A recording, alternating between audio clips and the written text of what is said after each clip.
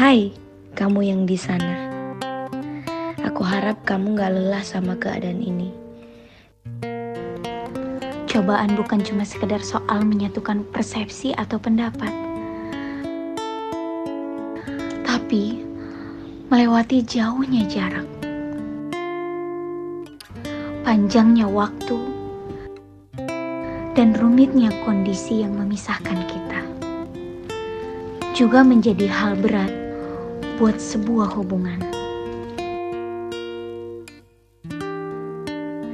Aku yakin aku atau kamu tak akan mau menyerah dengan keadaan ini.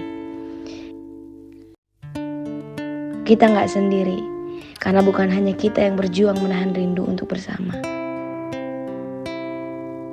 Meski kamu jauh, namun suasana Ramadan yang akan segera tiba ini membuat kamu terasa dekat, karena kamu selalu ada dalam hatiku. Ketika kamu bosan dengan kondisi ini, percayalah padaku.